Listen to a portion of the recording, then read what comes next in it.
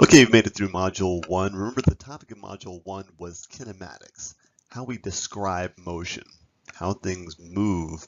What we're going to get into in Module 2 is a bigger focus on what's called dynamics, and that's explaining why things move. So we've already described how things move. We've talked about concepts like displacement and velocity, and even a little bit of acceleration. We're going to get more into acceleration right off the top of Module 2. But the real thing we're going to be going after in Module 2 is talking about why things move. It turns out that in nature, things don't just move because they want to, they're being forced to move.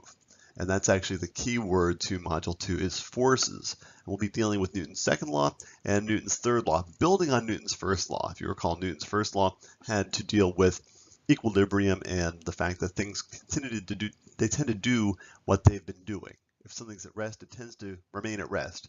If it's in motion, it tends to remain in motion unless it's acted upon by an outside unbalanced force. We're going to talk about Newton's second law and Newton's third law, which kind of build from the first. Acceleration was briefly introduced in Module 1, and we played around with it in some of the skills tests, but I wanted to test you on your knowledge of accelerated motion by challenging you to first of all make a motion diagram. That means you make some dots of what an object, what it would look like if an object were moving with a decreasing velocity, essentially slowing down. What would a motion diagram look like? Have you done it yet? I want you to really do it. You only get out of this course what you put into it. So just on a piece of scratch paper, make a motion diagram of what it would look like if an object were slowing down. Remember, your dots are separated by equal amounts of time. So see what that motion diagram looks like. Once you have done that, then turn that motion diagram into a position versus time graph. So essentially, you're going to be creating a graph that asks the object, hey, where are you located each moment? Okay, so you're going to create a motion you're going to turn a motion diagram into a position versus time graph. And then finally, you're going to turn your motion diagram into a velocity versus time graph. The big difference between the position versus time graph and the velocity versus time graph is essentially what you're asking your object. In a position versus time graph, you're asking it, hey, what's your position right now? What's your position sometime later? What's your position sometime later? And where are you located? In a velocity versus time graph, we're not asking it where it's located. We only care about how fast it's going. Or if you wish, how fast you're going and in which direction. If you really want to specify velocity, because velocity does have a direction component to it. But essentially you're going to ask the object, not where you're located, but how fast are you going each moment.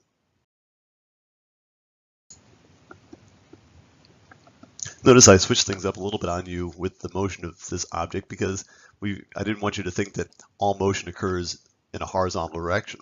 You can have motion in a vertical direction. Here I've got a ball rolling up a ramp, and we're kind of viewing it so that it's kind of going upward. Just so that you don't get too complacent and thinking that objects only move from left to right. They can move from bottom to top if you want them to.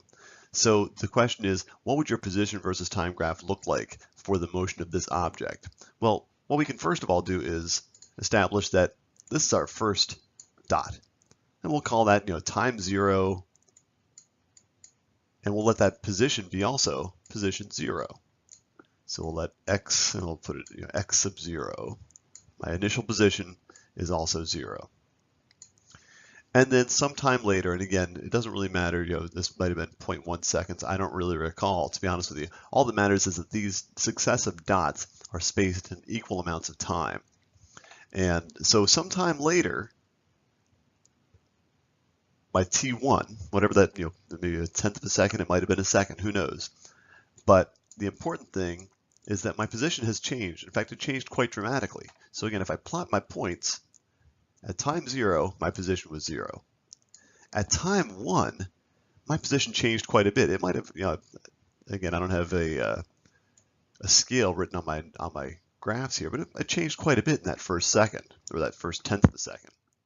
Notice by the time I get to the second time, yes, my position changed, but it didn't change quite as much as it did in the first time interval. So the second time interval showed less of a change in position. So I might have done something like, I don't know, like this.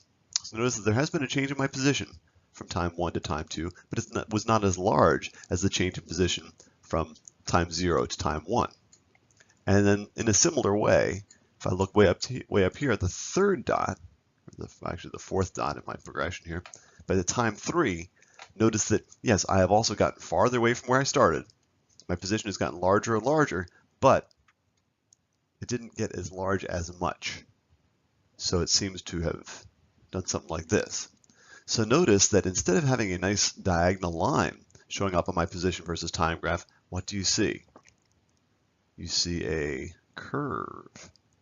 And we were introduced to this back in Module 1, but that's really important. If you understand that the slope of a line on a position versus time graph is velocity, or average velocity, what we're seeing here is that, yes, we've got a velocity that is changing. My slope is changing. That's what a curve is. A curve is something that it's a line that has a constantly changing slope, as opposed to a straight line or a diagonal line, which has the same slope no matter where you're at on the line.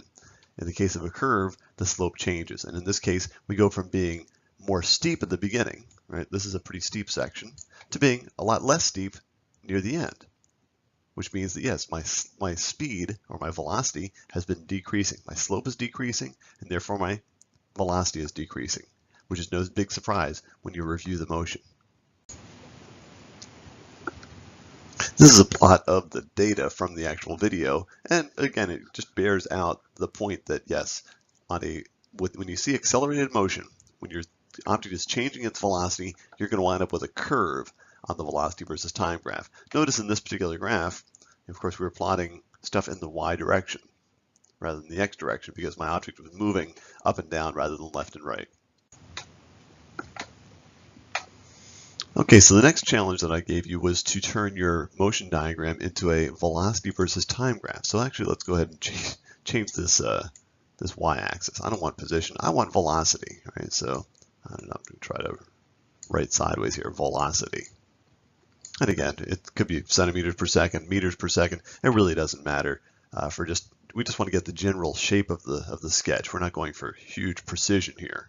Well, one thing you have to ask yourself is at time 0, when we first start caring about this ball, on a velocity versus time graph, we're not saying, hey ball, where are you? We're saying, hey ball, how fast are you going? And in this case, what was the ball doing when it first left the thrower's hand? When it was at the bottom of the ramp?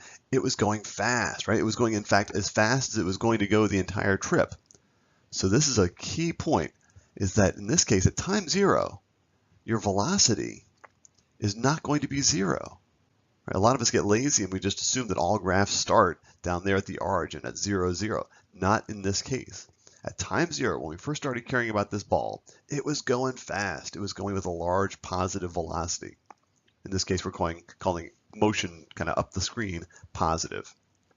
Then what happened at time 1? Well, it was still going fast, but not quite as fast, right? So it had slowed down a little bit by the time it got to T1.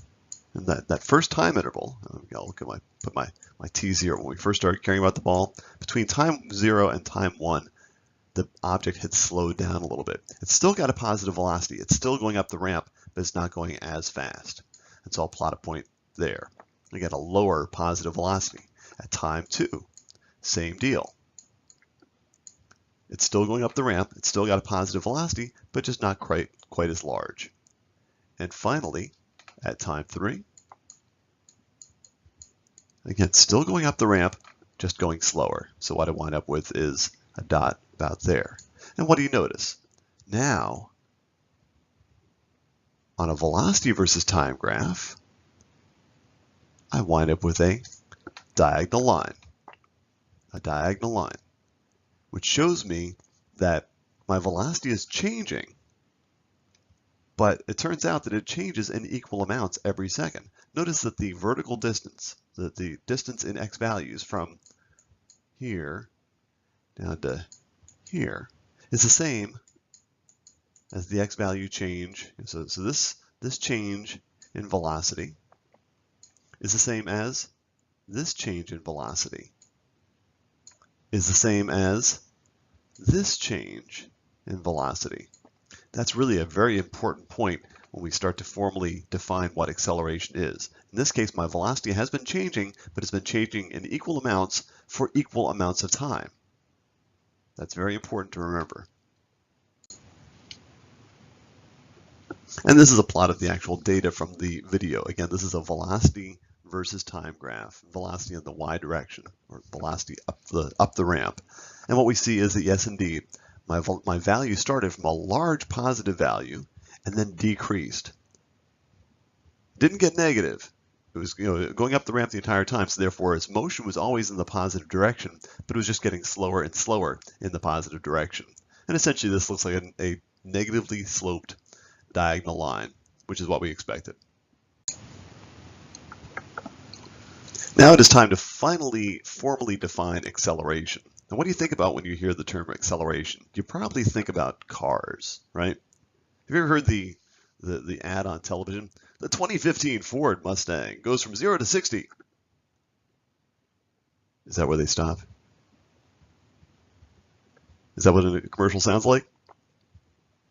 I mean, I drive a Toyota Prius, and my Prius goes from 0 to 60, and that's not the selling point.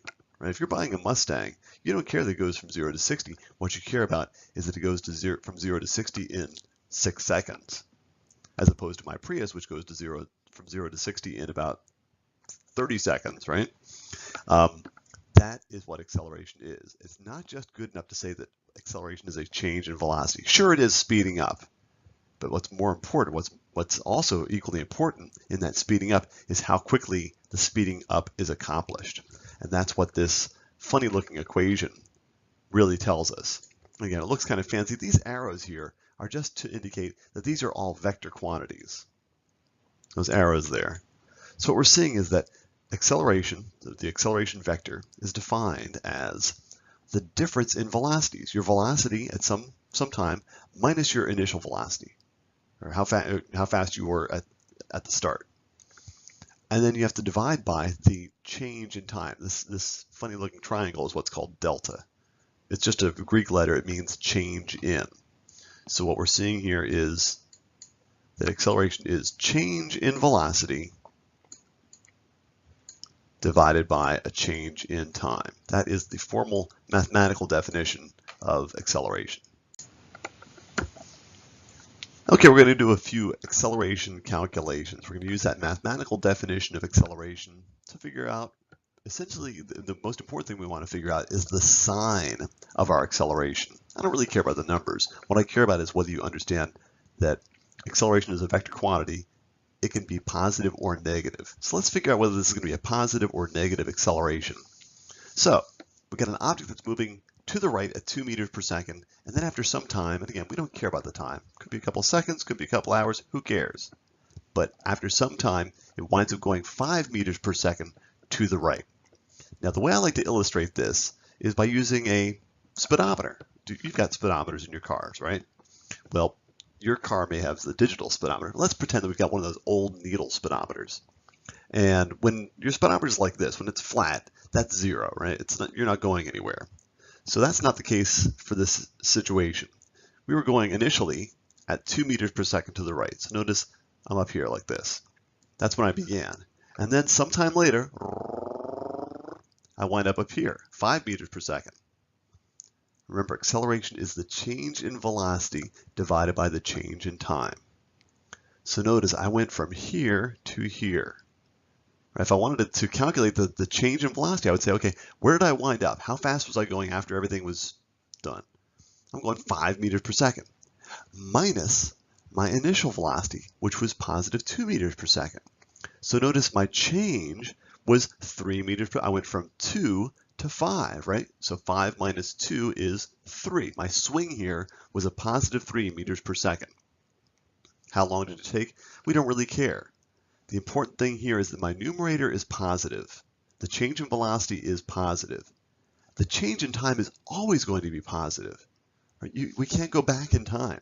Time always marches forward, so your change in time is always going to be a positive quantity. So if you've got, in this case, we're trying to calculate acceleration, and if I know my numerator is positive, and by definition, my denominator has to be positive, then therefore, my acceleration has also got to be positive. Those aren't t's. Those are supposed to be plus signs. So again, my numerator is positive, my denominator is positive.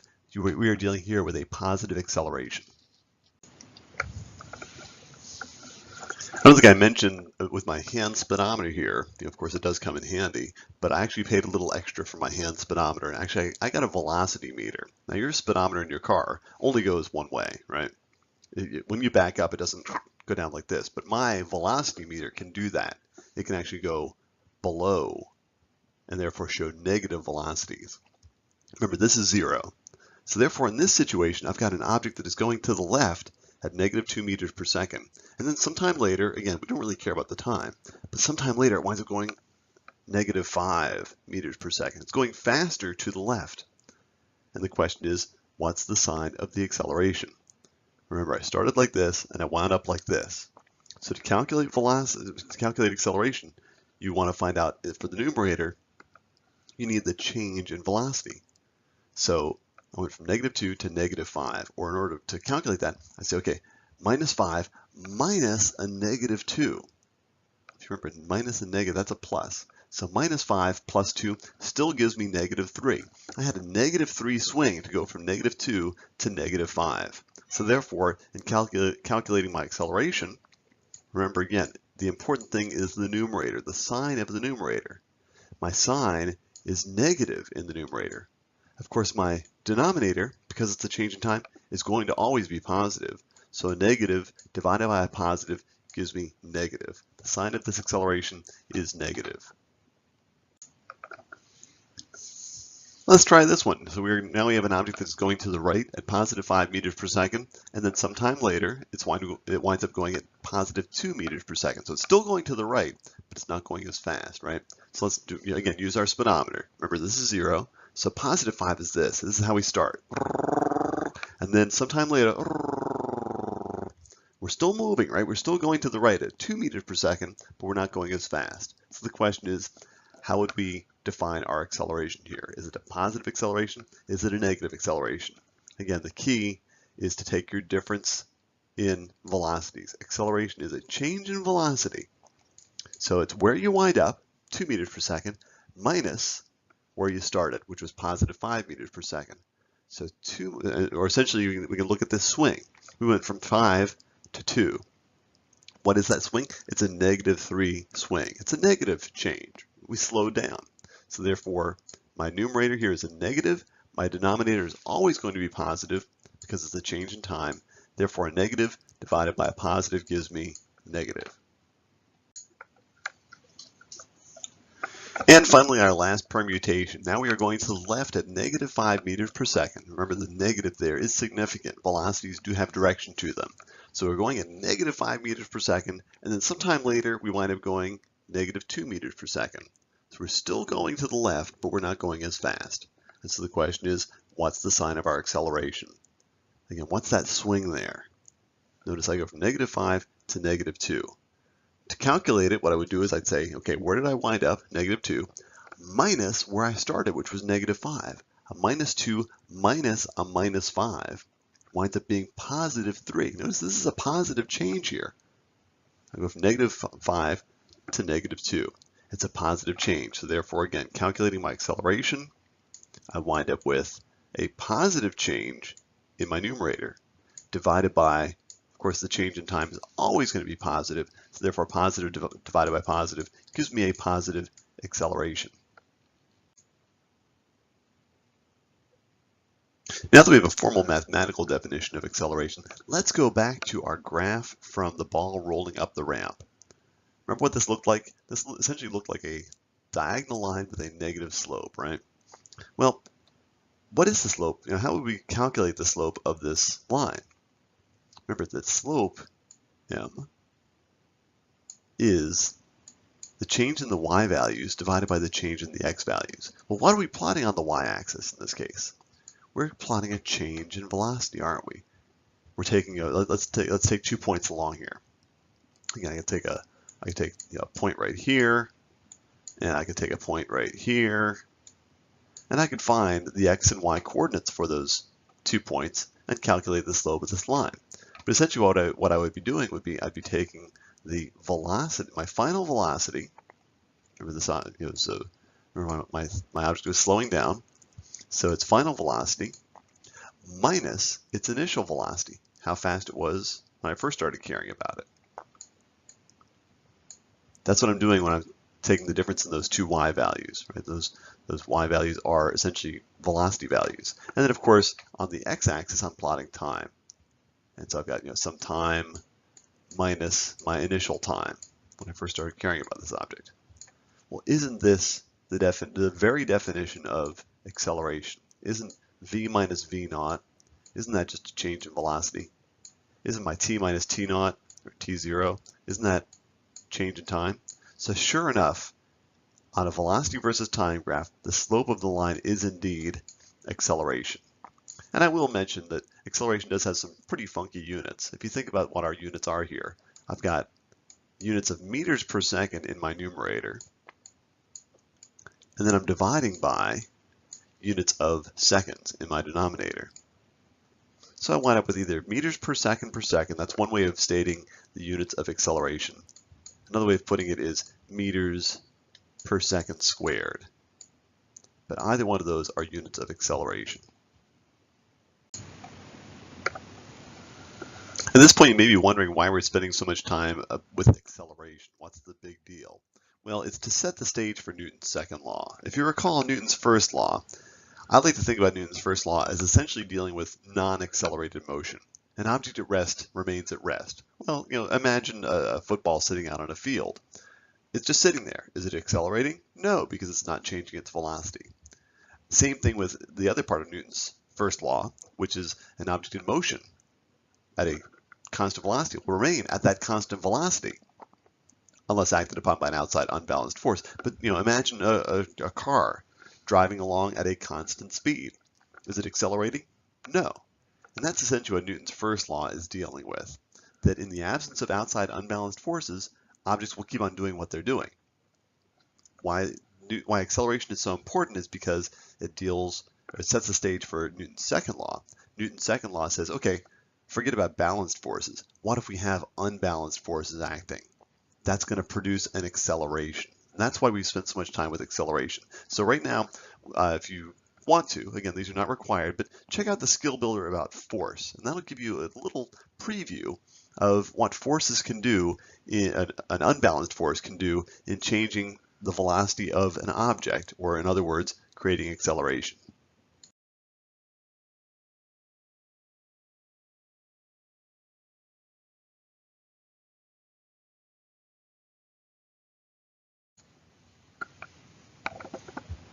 Okay, this is the slide that I get a chance to make the case for Newton's second law of motion. Everyone knows Newton's first law. Object at rest stays at rest, right? You've all heard that one. You've probably also heard the third law, which has to do with action-reaction. For every action, there's an equal and opposite reaction. Heard that before? I bet you have. That's Newton's third law. We're not there yet. Newton's second law, which to me is the most important of the bunch, doesn't stick in your head because it's wordy, right? Read this law of acceleration that's on the screen here. It's got a lot of stuff to it. So I like to think about it, I kind of break it down first of all. Let's look at that first clause. The acceleration produced by a net force on an object is directly proportional to the net force. That's kind of wordy and mathematical.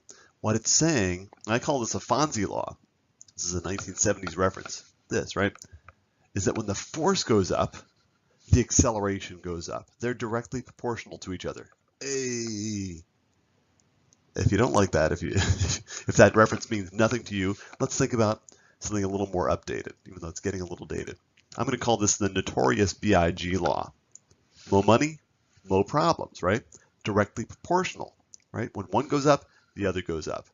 When then one goes down, the other goes down, correct? That's the first part of the law of acceleration. The acceleration will go up if the net force goes up. Now let's look at the second clause. It says the acceleration produced by a net force on an object is inversely proportional to the mass of the object.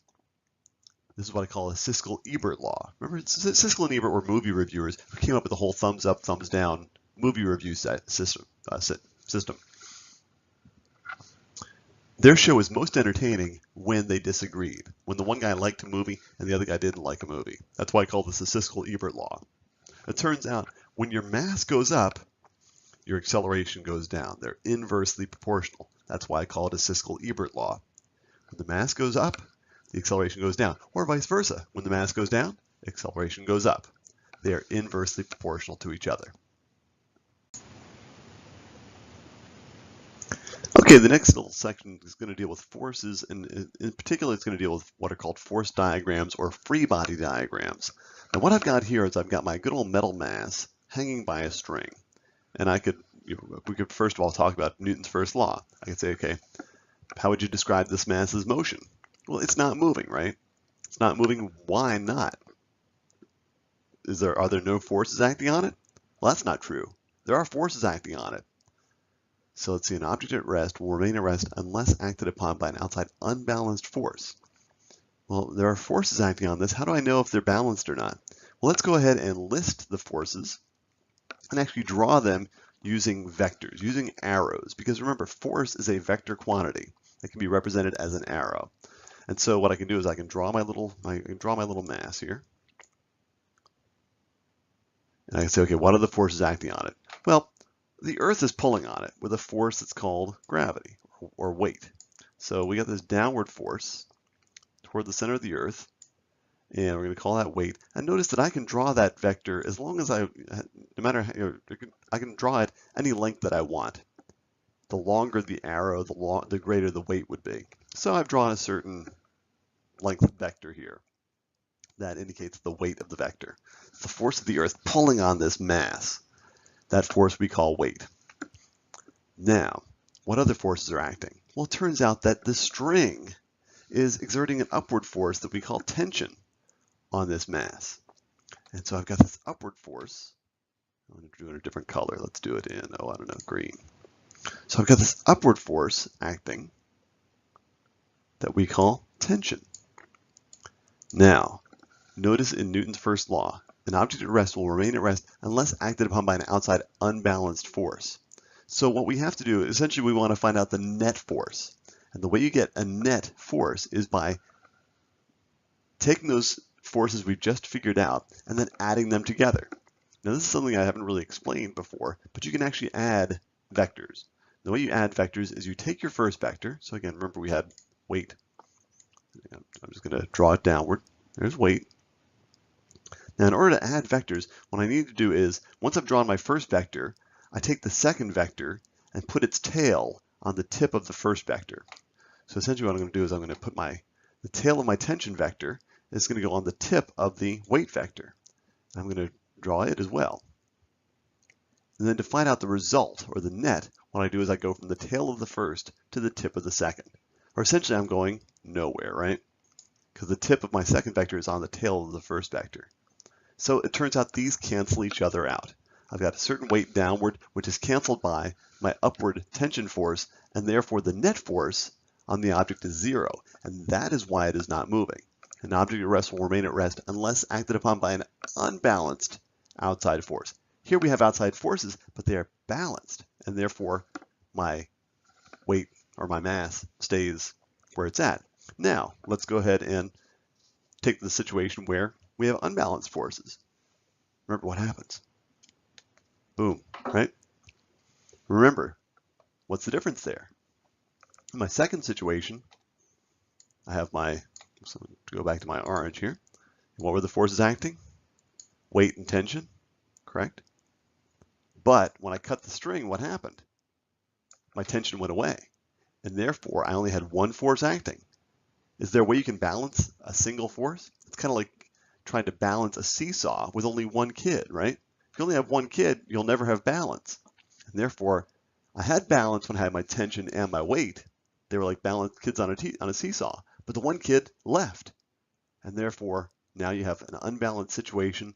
An object at rest will remain at rest unless acted upon by an outside unbalanced force. When I had the unbalanced situation, sure enough, my object went from being at rest to going into motion. It accelerated.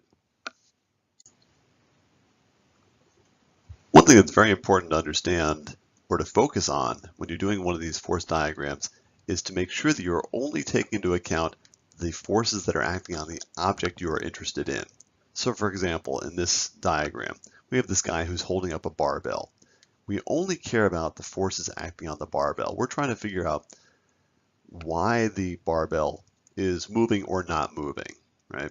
We know this, it's not moving. Well, why not? Why is it not moving? There are forces acting on the barbell, but because it is not moving, that means to us that it must have balanced forces acting on it. But we can actually, we could draw them out. We could say, okay, what are the forces acting on the barbell? Well, again, the Earth is pulling on the barbell with a downward force of what we call the barbell's weight. And I can draw it in here as an arrow with a certain length. What else is acting? That can't be the only game in town. If it were, the situation would be necessarily unbalanced and the barbell would start to move. What else is going on? Well, the guy is pushing up on the barbell with a certain force, right? And in this case, it's actually a normal force. And we'll talk about normal forces here in a couple of slides. But this is an upward force, and it turns out that that normal force, that upward force, that support force must be the same. I'm going to put it as an N here. Must be the same as my weight, so that when we add those two forces together, they cancel each other out. Notice there are other forces going on here, right? Isn't the guy's shoes, aren't they pushing down on the floor? Isn't the Earth pulling on the guy? Sure. Isn't the floor pushing up on the guy's shoes? Sure. There's all kinds of other forces acting. But notice that in those cases, the object of those forces is not the barbell, it's the guy. And we don't care about the guy at this point. All we care about are the forces acting on the barbell. And the only forces acting on the barbell are the weight, which is again the force of the Earth pulling down on the barbell, and the normal force of the guy's hand pushing up on the barbell. That takes care of all the forces that are acting on the barbell, and that in this case, that's all we care about. A couple things to mention at this point. One thing that for a non-artist such as myself makes life a lot easier is if I don't try to draw the object that I'm interested in realistically. You can do what's called a point particle representation. So for example, the barbell that we were just talking about. If I just create that, just call that a point, that's fine. I'm gonna, that purple dot there, that's my barbell. And then from that, I can then start to put on the different forces acting on it. So in this case, weight downward. Well, of course, I always label it, put a little W there. And then we had, I think in green, I had the normal force, or the support force, right? And that's all I need. If I'm going to do a force diagram of that barbell, I don't need to draw a pretty barbell. All I need to do is put a point and then attach to that point the different forces that are acting on the object. Now, what forces have we dealt with so far, and which ones will we deal with? We've dealt with weight so far, and weight is what's called a force at a distance. Notice that the Earth pulls on anything that has mass, whether or not the object is in contact with the Earth, right? The Earth pulls on barbells, the Earth pulls on us, the Earth pulls on birds, and the Earth pulls on planes, and the Earth pulls on the moon, and the Earth actually pulls on the sun 100 million miles away. So things don't have to be in contact with the Earth in order for the Earth to have a gravitational influence on those objects. So gravity is considered to be a force at a distance, as are electromagnetic forces, which we're going to deal with later on in the course. But if you ever brought two magnets with the north poles to each other, they resist each other, they repulse each other, they repel each other. They don't have to be touching in order to influence each other's motion. Those are what are called forces at a distance, where they don't have to be in physical contact. Everything else, however, that we're going to be dealing with are what are called contact forces. For example, I can't lift a barbell without touching it. I can't just mentally think about it and lift the barbell. I have to be touching it. So applied forces are, essentially pushes or pulls, those are contact forces, right? I can't push a desk across a floor by just thinking about it. I have to be in physical contact with the desk. Likewise, things like tension. You only have tension in a string or a rope or a chain if it's in contact with an object. A normal force, right? When you stand on a floor, as we're going to talk about, there's a normal force acting on you, but that normal force is only there when the floor is in contact with your feet. When you jump and you're in the air, the floor is no longer exerting a normal force on you. Only when you come back down is the floor exerting a normal force on you. And likewise with friction. Friction is a force of, it's a contact force. It's when two objects, two surfaces come together. When they're rubbing against each other, that's when you have friction. If I've got a plane flying over the ground, over Mississippi, Mississippi is not exerting any kind of force on the plane. Right? There's no tension, or there's no friction. And when the plane comes to land and the wheels come in contact with the airstrip, yes, then I have friction, because that's when they're in contact. So friction is a contact force. One thing I neglected to really stress on the last slide was the units of weight. And I'm going to actually do the calculation here for you. Whoops. Let's try that again. This is shown actually on the last slide. Weight is not the same as mass, and the book does a very good job of distinguishing between the two. In order to find out the weight of an object, you take the mass, but you have to multiply it times gravitational acceleration, which we're not going to worry about the number here, but it's 9.8 meters per second squared. But what's more important to us is to actually just talk about units. So mass, as you have hopefully figured out at this point, is quite often given in the metric system by kilograms. And of course, g, the unit of gravitational acceleration, is, again, it's an acceleration. Remember those funny units of acceleration, meters per second, otherwise known as meters per second squared. And so when you multiply all this together, you wind up with a whole mess. You wind up with kilogram meters per second squared, which no one wants to have to write out, much less say a lot. And therefore, we have a shorthand for that. We've defined a unit called the Newton, capital N, which is the same thing as a kilogram meter per second squared. Now this unit, Newton, is not to be confused with normal force, which we're going to see here on the next slide. But for the time being, I want to just stress that, again, it's weight is a force. The force of the Earth force of the Earth pulling on any object that has mass. In order to find out the magnitude of that force, you take the object's mass and multiply times g. And that's going to give you a force in the units of newtons. A tension force, as we've also talked about, is usually a pull by a rope or a chain. Again, these are all forces, and therefore tension is given in the units of newtons as well. Another very important contact force to talk about is the normal force. The normal force is essentially just a supporting force anytime an object is resting on a surface. So for example, when you're just standing on a floor, you think about the forces that are acting on you. Well, the Earth is pulling on you with a force that we call your weight. Again, that's a weight in newtons. But that can't be the only force, because if it was, you'd go crashing down through the floor and head toward the center of the Earth. So that obviously is not the only force in town. The other force that's at play there is a normal force, a force of the floor pushing up on your feet. And it turns out the normal force, in most cases, is equal to your weight.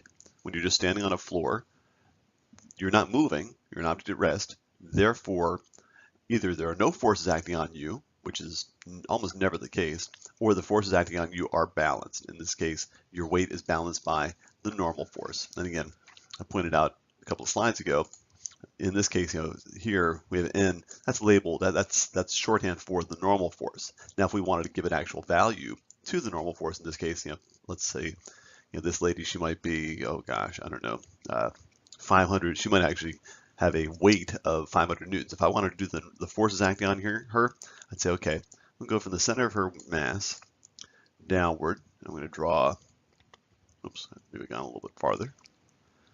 So she's got a weight of 500 newtons downward. 500 newtons, and again, that's her weight. I could shorthand that and just say W. And then that is countered by the normal force. I'll do it in dark blue. Normal force acting up on her feet, courtesy of the floor. And that's also 500 newtons. So the N here can either be the shorthand, the capital N here, can either be the shorthand for normal force, or it can be the abbreviation for the units of force, which is newtons. But in either case, we see that these forces are balanced, and that's why the woman is not in motion. You might wonder, why is there a normal force? Where does the normal force come from? Well, it turns out that surfaces, such as a table or the floor, are made of atoms. And atoms have intermolecular forces. The molecules that make up, the atoms and molecules that make up surfaces have forces between them. And we imagine them as kind of like little springs, little connections between them. And when you step on a floor, even though you don't feel any kind of squishiness, it really is kind of like when you get on a bed and the surface kind of gets depressed a little bit. Same thing happens on a very, very microscopic scale when you step on a floor, or when you step on, when you put a book on a table. The atoms actually do get squished. And atoms don't like to be squished. They don't like to be close to each other if they can avoid it. And so therefore they start pushing back. The closer you push them, the more you compress those springs, the more the spring pushes back. And you're probably familiar with this. The more you squeeze a spring, the more it pushes back until eventually you can't squeeze the spring anymore. Likewise, the object that you put on a surface will squish the intermolecular springs just to the point where they push back with a force equal to the weight of the object itself. That's when you have a normal force that is equal to the weight. So we've talked about a couple of different types of contact forces. Again, an applied force, which can be a push or a pull. We've talked about normal force. We've talked about tension. The one we have not talked about too much yet is friction. And one thing I want you to think about is usually when we talk about friction, there's actually a couple of forces or a couple of places where friction is applied when we just kind of lazily talk about friction. I'll illustrate what I'm talking about. When we have two surfaces that are sliding, or when we have a block sliding on a surface, for example, even if they seem to be pretty smooth surfaces, on a microscopic level, there's all kinds of nooks and crannies, both in the surface that the object is sliding on, and even the bottom of the surface itself. So I like to imagine that my hands are like microscopic views of those rough surfaces. And when I put my hands together like this, if you try to slide your hands past each other with the knuckles kind of intertwined, it takes some effort. There's some resistance there. That's what we call friction. And it turns out there's actually two frictions that are going on here. When I've got I'm going to call this my block, and this is going to be my table. When I've got my block on my table and it's sliding along here, there's actually two forces that are going on. I can feel the knuckles from my top hand pushing on my bottom hand in this direction. But in a similar way, or at the same time, I can feel the forces of my bottom hand, the knuckles from my bottom hand, pushing on the knuckles of my top hand in this direction. So notice there's actually two frictional forces acting on there. The force of the bottom hand on the top hand in this direction, and the force of the top hand on the bottom hand in this direction. And knowing that there are two forces acting, and notice that they're on different objects, the force of the bottom one is acting on the top one. The force of the top one is acting on the bottom one. So that's very, very key in understanding how to use friction in some of your free body diagrams. One thing I do with my traditional classes quite often to illustrate this is to get some toothbrushes or some metal brushes, and we intertwine. I don't have toothbrushes handy, but this is a little kitchen brush. But if imagine I had a second kitchen brush shoved underneath here with the bristles intertwined, and I started pushing on one on the other. Well, first of all, one thing you should notice is right now the bristles are just hanging around. They're not doing anything, right? They're not moving. Then all of a sudden, what happens? When I do this, they bend. And if you're starting to think like a physicist, when you see those bristles bend, you should automatically be asking, what's forcing them to bend, right? Bristles don't just bend because they feel like it. They don't just say, okay, let's all bend. They bend because they're being forced to. In this case, it would be the force of the bottom bristles pushing on the top brush in this direction. But of course, if I had two brushes intertwined, when I do this, the bottom bristles would bend in that direction because they'd be forced to because of the top bristles. So I encourage you to get a couple of toothbrushes and start playing around. Watch those bristles bend, see what the directions are, and see if you can assign the cause of that bend to one brush or the other.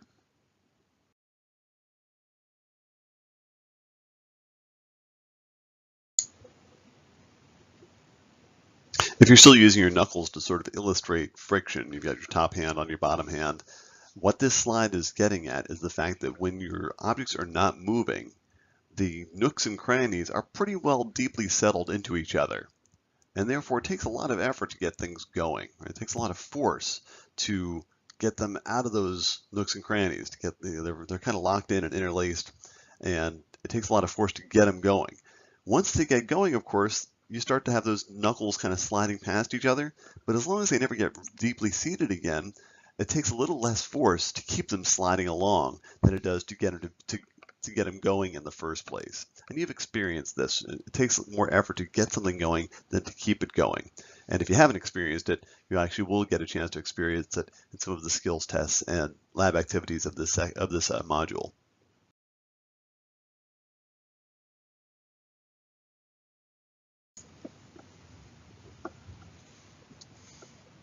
Okay, to sum up the force diagram section, let's do this. This is actually a fairly complicated example, so I'm going to kind of step through it, and hopefully you can follow. We got this woman who's pushing a lawnmower. And let's say that she's pushing the lawnmower along at a nice constant speed.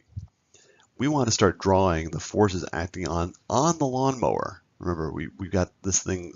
We got the lawnmower kind of circled with a dashed line, indicating that's all we care about. Yes, the woman does have weight. The earth is pulling on the woman. She's pushing on the ground with her feet. Yes, that's true. But we don't care about those things. All we care about are the forces acting on the lawnmower. Now, what are the forces acting on the lawnmower? One of them is, of course, the woman is pushing. They show that arrow there. They label it as an F. I'm actually going to change that. I'm going to make it a P for push. So I'm going to put a P here for push. And one thing you should notice that's a little bit different than some of the forces we've dealt with so far is that this push is actually a diagonal push. She's kind of pushing to the right, but also down. Well, sometimes it is more useful to break a vector like this into a horizontal part and a vertical part. And actually, I can actually label those. I can make that a PY for P in the vertical direction, push in the vertical direction, and push in the horizontal direction. I'll call that PX. Now, so that essentially takes care of the push. And again, normally you would not deal with diagonal forces in this class. For the most part, we'll be dealing with vertical and horizontal forces. But now we've broken our push into horizontal and vertical parts. Now, what else is acting? Well, we have a force of friction, don't we? Right? The lawnmower is rolling across the ground. Right? So the wheels are exerting a force on the ground. Do we care about that? No. We don't care about the force of the wheels acting on the ground because the object of the force there is the ground. We do, however, care about the force of the ground acting on the wheels, right? Because that's part of the lawnmower. So we have a force of the ground acting on the wheels, and it turns out that that is a force that is going to be acting to the left. And it turns out I'm going to draw it. I'm going to call this force of friction. I'm going to put an F and a little f, force of friction. And notice that I drew my force of friction equal to the length of P sub x, my push in the horizontal direction. Why is that? Because those are my only two horizontal forces. And I know that my object, my lawnmower, is moving along at a constant velocity, which tells me it is not accelerating. And if it's not accelerating, let me do a little Newton's second law illustration here for you.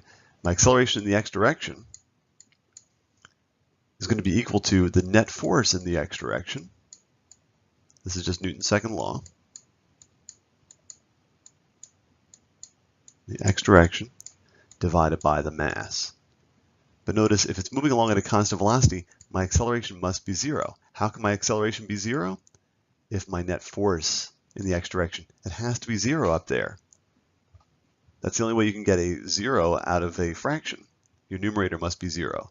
In order for my net force to be zero, my push in the x direction must be canceled by my friction in the horizontal direction as well. Now, how about in the vertical? Well, what are the forces acting vertically? We have the weight of the lawnmower, and let's say it's something like, I don't know, I'm going to do it in orange here. Because of course, you know, the earth is pulling on the lawnmower with a force that we call weight. Now, what else do we have? We've got a normal force, right?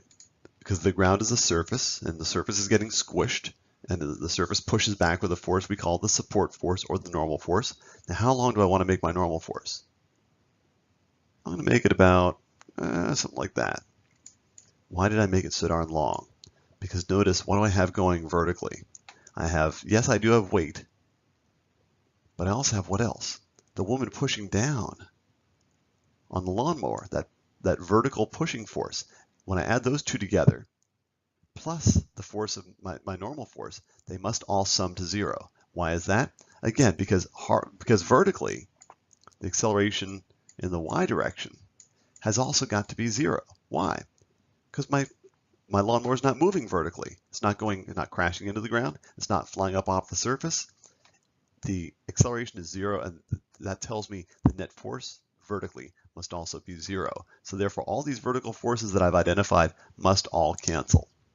That is a pretty thorough and pretty difficult force diagram. If you understand this, you should have no problem with the force diagrams that you're asked to take part of, or to handle is one of the skill builders in Module 2. And speaking of skill builders, this is the one I'm referring to, this free body diagram. Again, these are not required. You don't have to submit anything for these, but this is a good optional activity that if you want to tackle it, will give you more practice in making free body diagrams and making sure that your forces balance, or sometimes they don't balance. Remember, if your object is accelerating in the horizontal or in the vertical, then you don't want to have balance. You want to have an unbalanced situation. The only force that we've not dealt with so far that you're going to have to deal with in this free body diagram is air resistance. And if you want to come back to some of the ones that are that deal with air resistance a little later, that's fine. We're just about to introduce air resistance in this next section. Okay, this is a demonstration that I typically do with my traditional classes. It's a vacuum tube, and what is a vacuum? A vacuum is when you remove air molecules. So essentially you take a pump and you pull out all the air molecules in this tube, leaving nothing inside there, no air. And then what you do is you turn the tube upside down and let a penny or a coin and a feather fall. And they actually do fall at the same rate. And the question is, well, why? First of all, when you turn the thing upside down, they do fall, they do speed up. So that tells us that we do have a situation of acceleration, right? The forces acting on each of the objects they're not balanced, they're accelerating. So the question is, okay, well, what are the forces acting on these objects? Well, weight, right? Isn't the Earth pulling on both these things? One mistake that students will make is to say that the force that the Earth exerts on each of these objects is the same. That is simply not true. The force that the Earth exerts on an object is what's called the object's weight. Does a penny weigh the same as a feather? No. The penny weighs more, right? So I can draw the force acting on the coin, and I'll label it as WC for weight of coin. And I can draw the weight of the feather, right? And notice that I don't draw them the same length because they're not the same weight. The feather weighs a whole lot less. So the next question is, well then, how the heck can I get the same acceleration for them, which is indeed true. They both accelerate, they both fall at the same rate. How the heck is that possible if the weights are different? Because haven't I figured out, are there any other forces acting on these things? No, there's no force. There's no air in here, so there's no air resistance. So therefore, the only force acting on each one is the weight. How the heck do I get the same acceleration? Remember, this is very, very crucial. Acceleration is not just about the net force acting on an object. So if I want to find out the acceleration of the coin, I would put the net force acting on the coin, which we've just said, the only thing that's acting is weight, and therefore when I add the weight plus nothing, I want it with weight, divided by the mass of the coin. Right?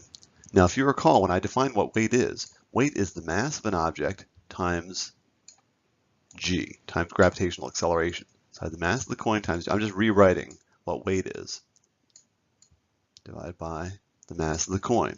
Now notice I've got a mass of the coin here in the numerator, a mass of the coin in the denominator, and therefore my coin has an acceleration of g, 9.8 meters per second per second. Can I do the same thing for the acceleration of the feather? You betcha. And this explains why they both accelerate with the same rate. What's the net force acting on the feather? It's the weight of the feather. Then I have to divide by the mass of the feather. That's Newton's second law. The acceleration of an object is directly proportional to the net force acting on the object and inversely proportional to the mass of the object. And of course, weight can be rewritten as mass, in this case the mass of the feather, times g. And I divide by mass of feather. And this, my friends, is how you wind up with the acceleration of each of these objects being the same, despite the fact that the net force acting on each of the objects is different, because acceleration depends not only on the net force, but also on the mass of the object. The last slide was a situation where the only thing acting on the falling objects, whether it was the penny or whether it was the feather, the only thing acting was the force of the earth pulling on them, what we call gravity or weight. When that's the only game in town, that is what we call a free fall situation. In a free fall situation, all things fall at the same rate, g. However, in the real world, we don't have vacuums, so quite often we don't have weight as the only factor. Quite often we have to deal with what's called air resistance. And that's because a falling object, when it's falling, it's hitting air molecules. You know, the atmosphere is full of air, and so as something falls, it's hitting air molecules. But as it hits air molecules hit it. And therefore, there's an upward force that we call air resistance. And when you have not just weight, but also air resistance involved, that's a non-free fall situation. When you have a non-free fall situation, you would expect that your acceleration is going to be less than g. When we talk about non-free fall situations, we're really talking about situations in which air resistance is not negligible. We must consider air resistance. Now, what is air resistance? Again, this room is full of air molecules. And, I don't really notice anything if I just kind of wave my hand like this, very slowly. But what if you start waving your hand in front of yourself pretty quickly? You should notice that your nerve endings are telling you something, right? You're hitting the invisible air molecules that are in this room, thankfully, in order for me to be able to breathe, are filling this room. And when I wave my hand, I hit them. And I can't hit them without them hitting me. And that's what I'm feeling. I'm feeling the air molecules. Essentially, I'm feeling the mass or the inertia of those air molecules on my nerve endings.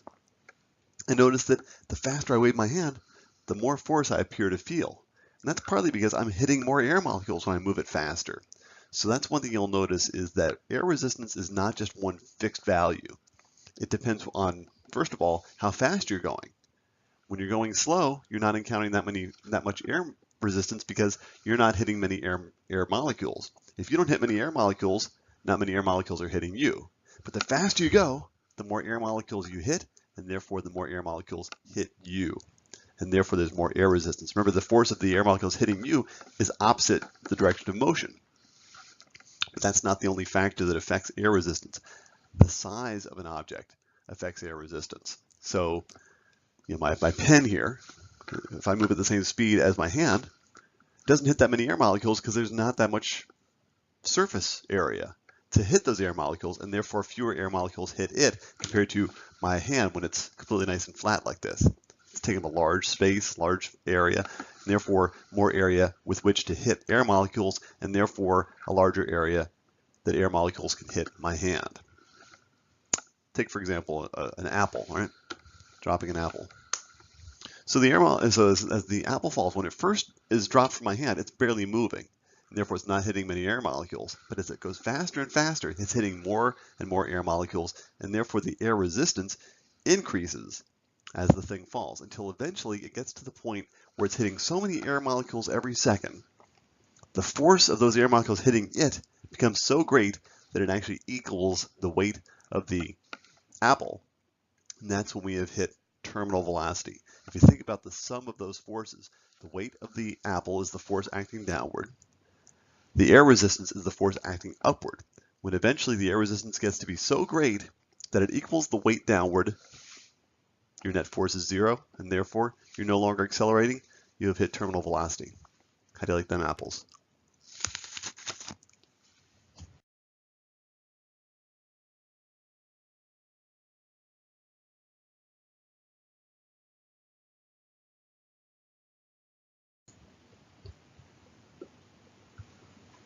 Years ago, I worked for USA Today as the weather editor for the newspaper, and someone had sent in a question about the terminal velocity of a snowflake.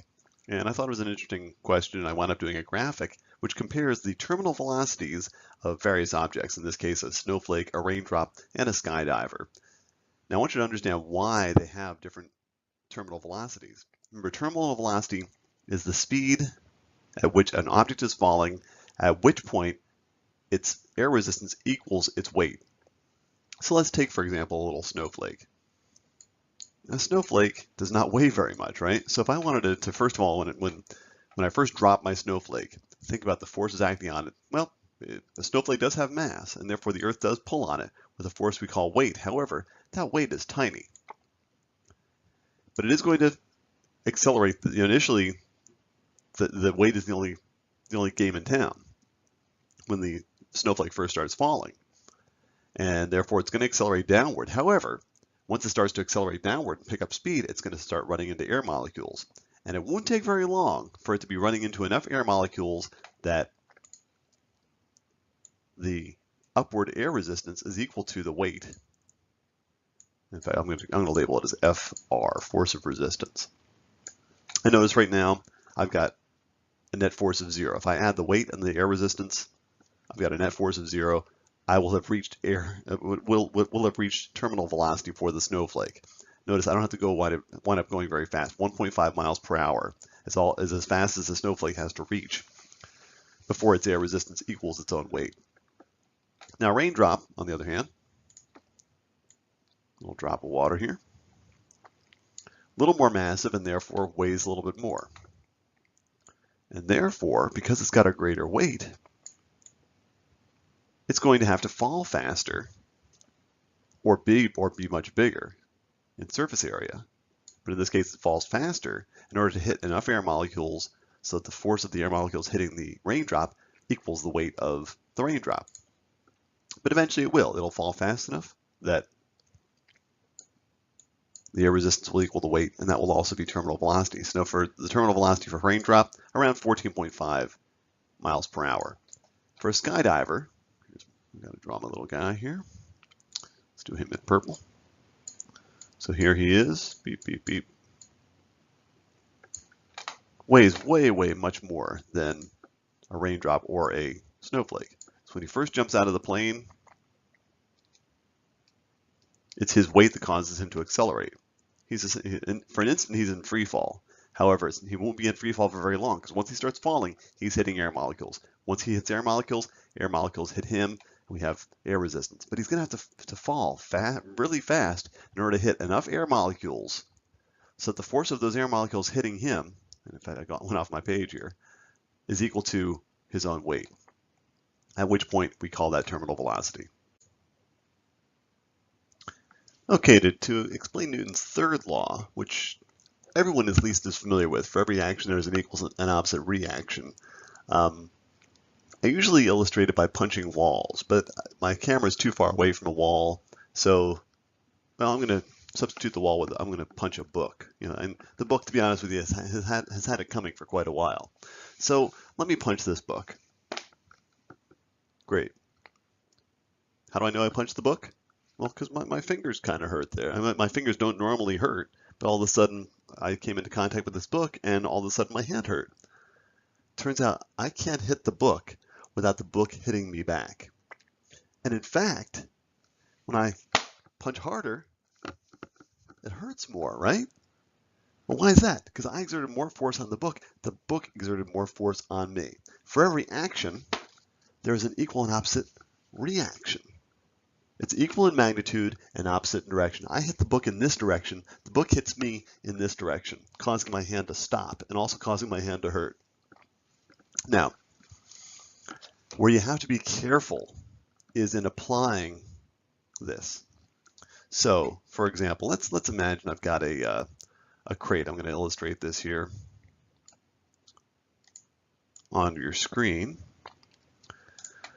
So I've got a crate that's on a floor somewhere. I'll make my floor. And I've got a guy pushing on the cart, or on the crate. He's got really long arms. And he's really pushing, he's really digging in there. So let us examine the forces acting on the crate. Okay, so I'm actually going to make my little dashed line. And let's say that the crate's moving along, sliding along the floor at a constant velocity, for example. So I'm going to do a force diagram. Now let me just go through all the forces acting on the crate. Well, first of all, the Earth is pulling on the crate, so we have a weight downward, W. The crate is neither flying off the surface nor crashing down into the surface, and so there is a support force of the floor acting upward on the crate, which I think we typically have done in kind of a light blue. So I'm going to put a little normal force here. Notice again, I drew it to be the same length as my weight.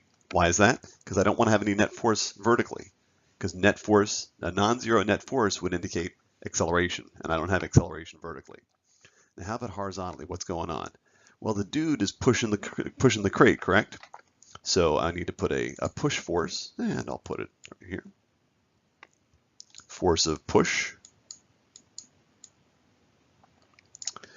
And let's see, just like I can't punch the book without the book punching me, doesn't the crate push on the guy? I know his fingers, when he's pushing on the crate, don't they get smashed in a little bit?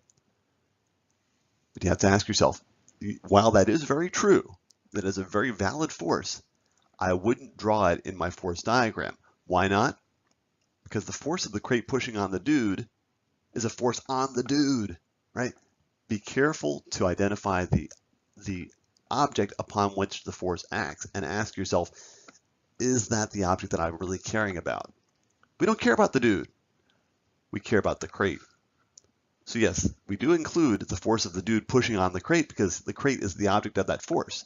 The crate pushes on the dude, but we don't care about that force because it's on the dude. And we're not concerned right now about the forces on the dude. We want to know, why is this crate moving the way it is? So we need to isolate all the forces acting on the crate.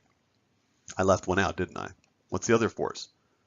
Well, gosh, let's see. This crate is sliding. It's sliding along the floor. Remember, those little nooks and crannies are sliding along the floor. The crate is pushing on the floor forward in a direction to the right, correct? But we don't care about the force of the crate on the ground or on the floor. We do care about the force of the ground on the crate, which is to the left. So we need to include a force of friction. I'll do it in purple. Of the ground on the crate to the left, opposing his motion. So sure enough, I have now listed all the different forces acting on this crate, and it turns out both vertically and horizontally they're in balance, which means I have no acceleration in either direction. In the case of vertically, I have no motion. Horizontally, the thing is in motion. It's moving, but it's not speeding up or slowing down. It's moving along at a constant velocity, and you should know by now that constant velocity means no acceleration.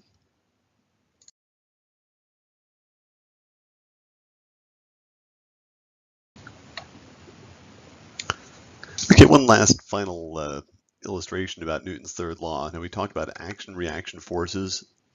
Let's take, for example, this little plasticware lid, and I'm going to punch it. I think I've got anger issues. When I exerted a force on the lid, remember it was essentially stationary, all of a sudden, boom, it accelerated, didn't it? In fact, it accelerated quite a bit. Well, why was that? Because I exerted a force on it, right? I exerted a certain force. I'll call it, let's see, force of punch.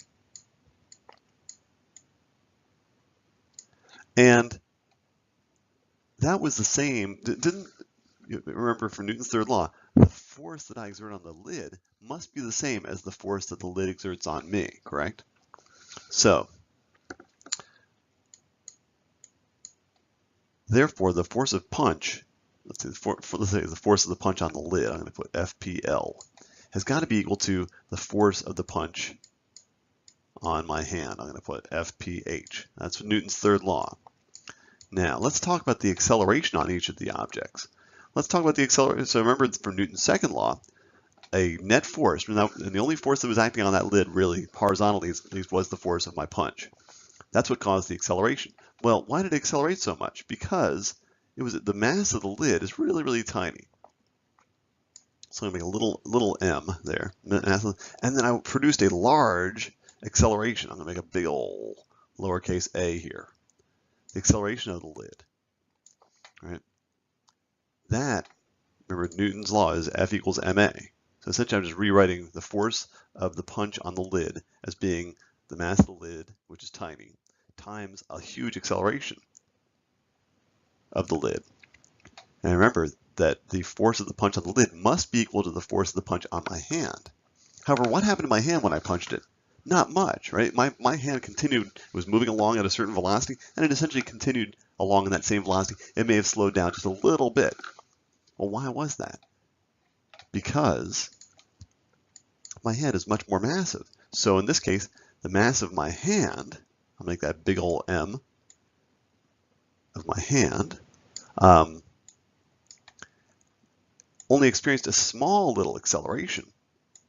Yet notice that if I have a big mass and a small acceleration, that can give me the same product as a small mass and a large acceleration. Okay. So another interesting thing is that Newton's third law applies to forces, contact forces, like punches and pulls and frictions and all that kind of stuff, but it also applies to forces at a distance. For example, gravity, right? I hold my, my apple up. I let it go. Well, what's going on there? Why does the apple fall to begin with? Because there's a force of the earth pulling on the apple that we call weight, right? So the earth pulls on the apple with a force we call weight. But didn't we just say from Newton's third law that you can't have one force without another force? So if the earth pulls on the apple, doesn't the apple pull on the earth? You betcha it does. So then you might ask yourself, well, why do I see the apple? And I understand from Newton's second law that, okay, the earth pulls on the apple, and that means there's a force there, and in fact, it's an unbalanced force, and that's what causes the apple to accelerate. In fact, I can figure out the acceleration of the apple by, so acceleration of the apple is equal to the weight of the apple. Again, we're not really considering air resistance at this point, divided by the mass of the apple. Again, this is going to be Newton's second law just rewritten. So, well, what's the weight of the apple? Isn't that just the mass of the apple times g?